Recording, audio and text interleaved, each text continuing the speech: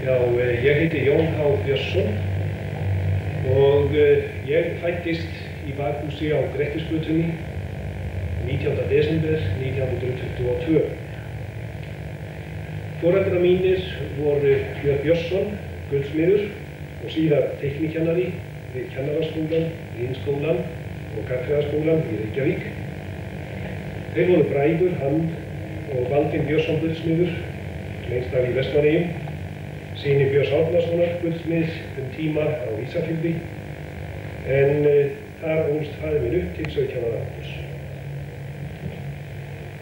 Móðir mín var Ingibjörg Jón Árnadóttir, fædd í Njarðvíkum, yngst þeirra Narfakots systkina, en systkin hennar voru meðal annarra Ársæll Árnason, bókbindari, Þórhallur Árnason, sellóleikari, Ásta málari, Guðbjörg Árnadóttir, yfirhjúkrunarkona mörg ár á sjúkrahúsinu í Vestmannaeyjum og Magnús Árnason, listmálari.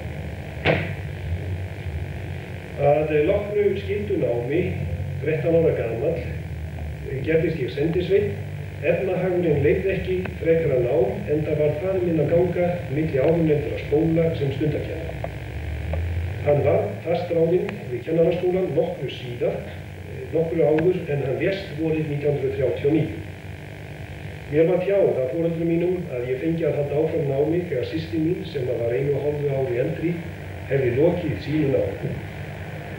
En mér fannst sem framtíðardraumar mínir yrðu að engu þegar faðir minn lést. Þá var ég aðeins 16 ára. Þá var ég helsta fyrirvinna heimilisins, systir mín var þá komin á hælið með snerta verklum og bróðir minn aðeins 11 ára gamall. Sumarið 1938 til 1939 vann ég við skrúðgarða borgarinnar undir stjórn Matthíasar Ásgeirssonar og vann meðal annars við garð Kennaraskólans hjá Freysteini Guðnasyni.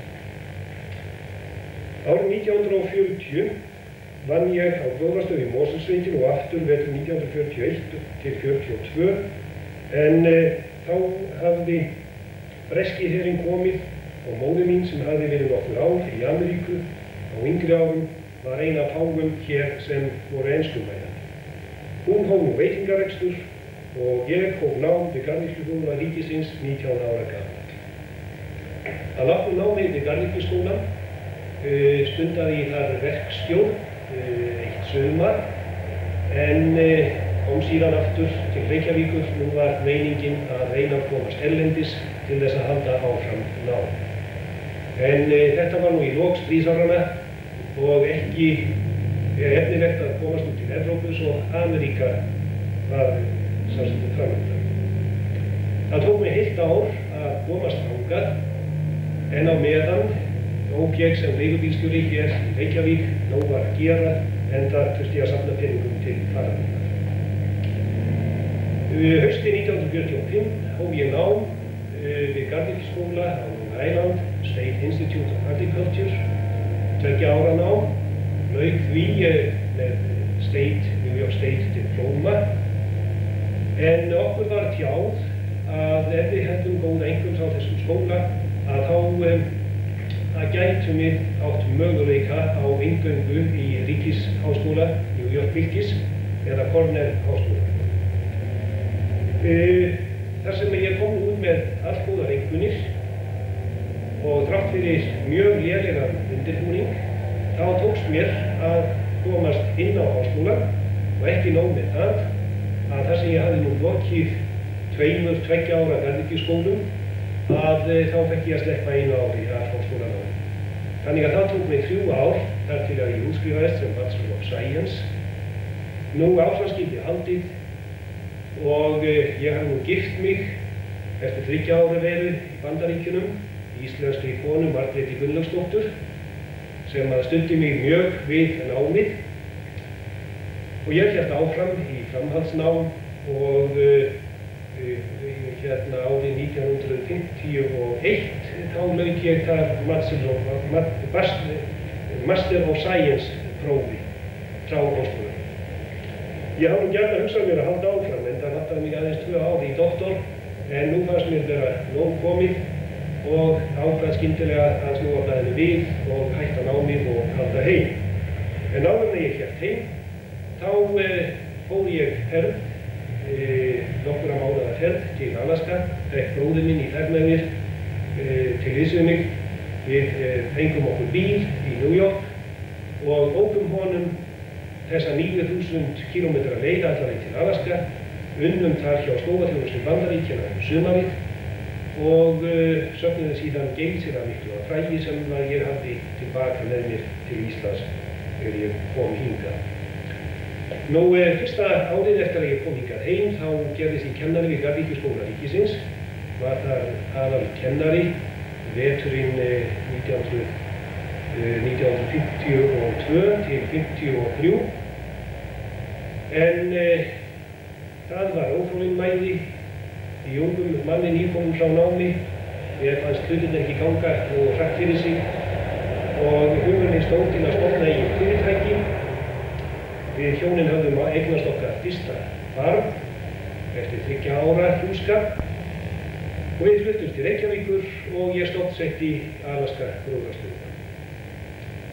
Hugmyndin var að skipuleggja skrúðgarða en fólk vissi lítið hvað það þýddi, hvað það væri að fá garð skipulagðan.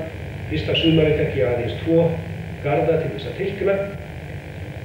Svo ég varð að fara út í ræktun í gróðrarstöðinni og einnig við að standsetja lóðir í Reykjavík.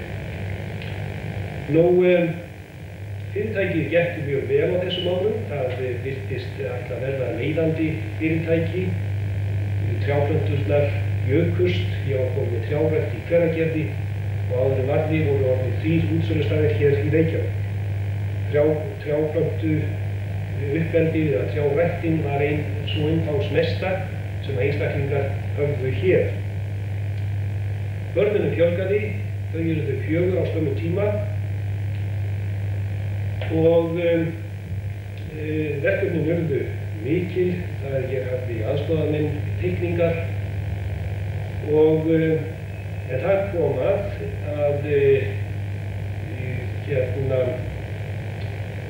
fyrirtæki var orðið það umfangsmikið að ég hætti garðvinnu og ég hætti garðteikningum eftir 12 ára starf, var eiginlega svo til alveg kominn út í kaupmennskuna. Það bætti til skák, vorréttið fræga 1963, eyðilagði trjárækt mína, þannig að ég álít að engin einstaklingur hafi orðið til eins miklu tjóni af þessu veðri eins og ég var þetta ár. Það var lauslega metið á 2,1 milljón á þáverandi verðlagi og síðan hef ég ekki ræktað trjáplöntur.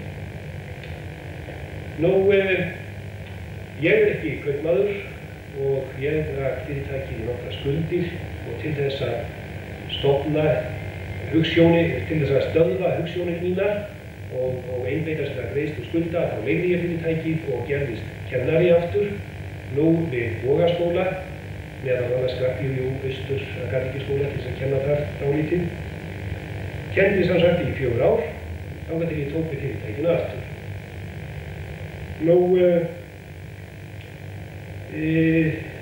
Allt hefur haft sinn gang og ég er nýbúinn að leigja fyrirtækið aftur og hef tekið teikningar upp á nýjan máta. Nú eru komnir fleiri í þessu fagi. Við höfum stofnað hér félag, 5 saman, sem við köllum félag íslenskra landslagsarkitekta og enda núna orðið alltaf skilyrði að vinna að þessu.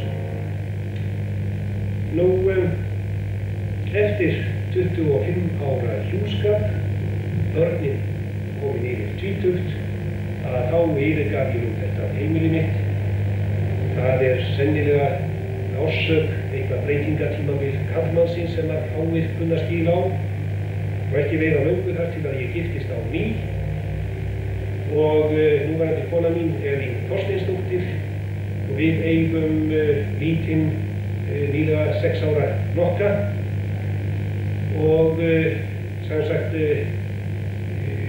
allt gengur prýðilega í dag.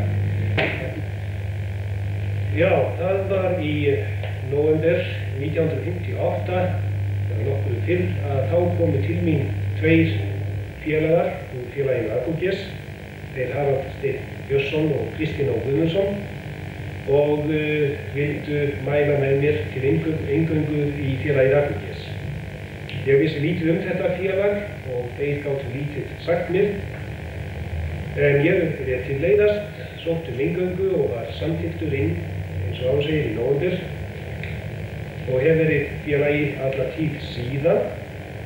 Og ég vil meina, þar sem ég nú heldur védrægur maður, að þetta félag hafi verið með ákaflega mikils virði að kynnast þeim mönnum sem þarna eru og þessum ágæta félagsskap.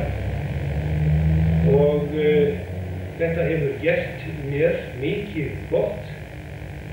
Ég tala nú ekki að ég nýt þess að fara í sumarferðir félagsins. Ferðirnar hafa opnað mér óbyggðir landsins sem að ég haf mikla ánægju að koma á. Nú, ég vona að þrátt fyrir verulega sókn núna í vetur vegna kennslu minna við Garðyrkjuskólann til austan að ég muni eftir að bæta mig og verða í félaginu eins lengi og ég reyni. Takk fyrir.